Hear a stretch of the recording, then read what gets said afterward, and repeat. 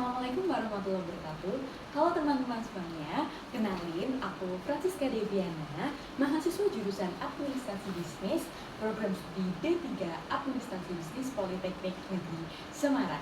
Di sini aku ingin membawa teman-teman semuanya ke dalam sebuah kisah inspiratif dari seorang tokoh yang awalnya itu dia hanya coba-coba nekat, lalu menghasilkan hasil yang hebat dan juga cuan yang melekat. Nah, sebelum aku mulai, aku mau pantun dulu nih teman-teman. Apakah kalian berkenan untuk aku pantun dulu? Oke. Ke warteg beli nasi, pulangnya ketemu si Ata. Mari kita simak kisah inspirasi tentang tentang hal nekat yang berbuah cuan nyata. Oke. Jadi di sini aku akan menceritakan sebuah kisah dari seseorang, yaitu Danang Giri Sadewa. Beliau merupakan CEO dari Ilux Group dan juga MCO desain grafis yang sudah berkembang hingga saat ini. Nah, jadi Danang Sadewa ini punya cerita di masa lalunya. Jadi ketika Danang Sadewa ini SD, dia itu udah kepikiran buat nyoba bisnis. Jadi ketika di SD itu kan masih zaman-zaman viralnya JKT48. Nah, saat itu banyak stiker-stiker JKT48 dari officialnya yang dijual seharga ratusan ribu.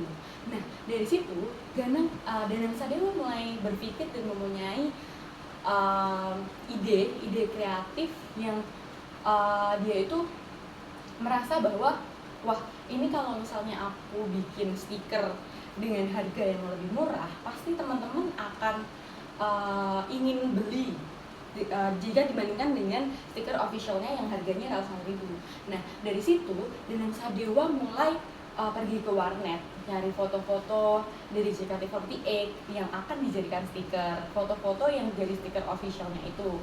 Kemudian Danang Sadewa ini ngecetak foto-foto tersebut dalam sebuah stiker yang ia kemas menjadi satu bagian yang ia akhirnya jual dengan harga ribuan, 10 atau 20 ribuan. Nah, dari situ teman-temannya itu berminat untuk beli produk yang dijual oleh Danang Sadewa karena harganya itu jauh lebih murah dari stiker official aslinya. Nah, dari situ stiker itu terjual laris dan habis. Nah, dari situ kan kita bisa lihat bahwa wah, keren banget seorang anak SD bisa punya pikiran sekreatif itu dan juga senekat itu untuk menjual barang-barang yang baru, istilahnya begitu. Nah, kemudian ketika Danang Sadewa ini sudah menginjak di usia remaja, dia saat itu menjadi seorang mahasiswa Universitas Gadjah Mada. Nah, dari situ kan Danang Sadewa ini merupakan bukan dari anak orang kaya ataupun dari keluarga yang kaya. Jadi dia ada di dalam keluarga yang kelas menengah bawah. Nah, karena ia ingin mendapatkan uang tambahan dari uang sakunya itu, jadi dia mencoba berpikir untuk punya ide-ide kreatif. Wah, gimana kalau misalnya aku jualan aja buat nambah uang jajanku, buat nambah pemasukanku gitu. Nah, dari situ Danang sudah berpikiran untuk membuat usaha, yaitu usaha baju yang ada desainnya. Nah, dari situ Danang mendesain model-model baju yang akan ia buat. Nah, dari situ Danang nggak punya modal besar, nggak punya stok barang yang banyak, ia cuman berani modal nekat. Nah, dari situ sudah terlihat bahwa Danang ini seorang yang sangat pemberani dalam memulai sebuah usaha. Nah, dari usahanya itu Danang mulai membuat sistem pre-order. Jadi untuk yang memesan itu bisa menunggu dulu sembari barang tersebut dibuat. Nah, dari sistem pre-order itu banyak teman-temannya yang memesan pada produk yang Danang jual.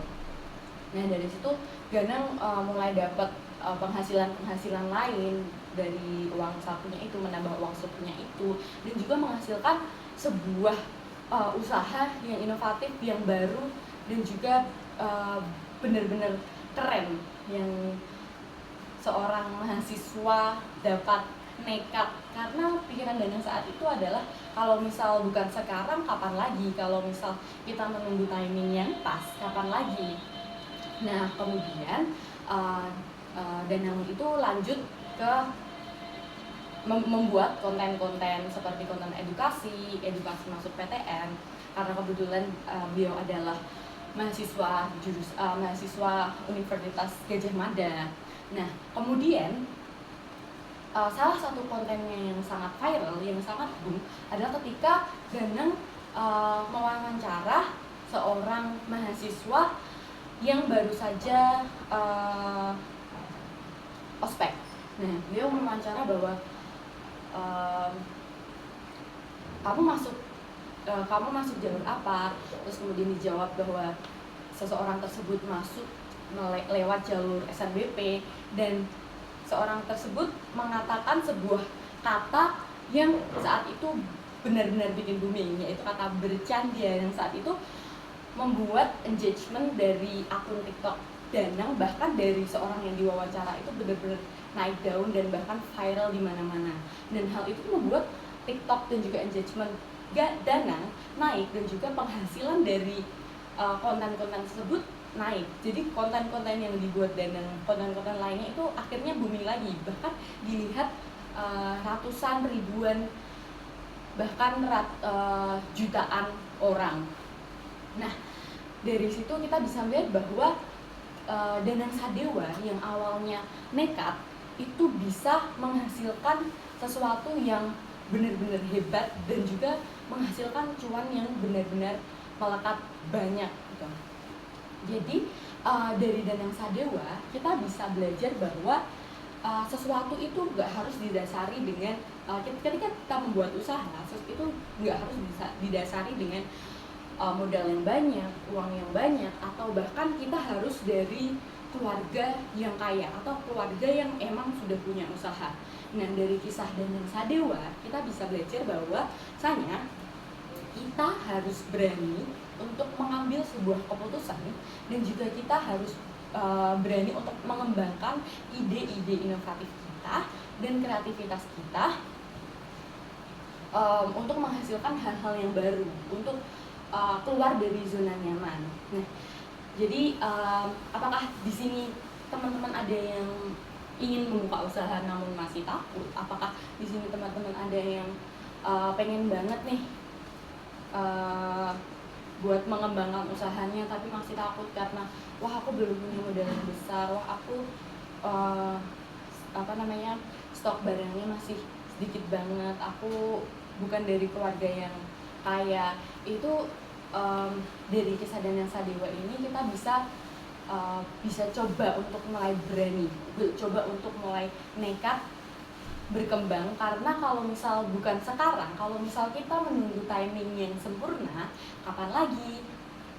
Jadi banyak hal-hal yang dapat kita ambil dari seorang Danang Sadewa. Jadi apakah teman-teman semuanya bisa mulai bangkit dan juga mengikuti jejak Danang Sadewa? Aku harap teman-teman bisa mengambil cerita ini sebagai bisa menjadikan cerita ini sebagai hal yang inspiratif, yang selanjutnya akan menjadikan teman-teman bisa menjadi lebih berani dan termotivasi. Oke, sekian yang dapat aku sampaikan buat teman-teman. Mohon maaf kalau misalnya aku masih ada salah kata atau banyak kegugupan yang aku sampaikan. Terima kasih. Wassalamualaikum warahmatullahi wabarakatuh. 10 menit nggak? Kurang 7 detik kan? Nggak apa-apa.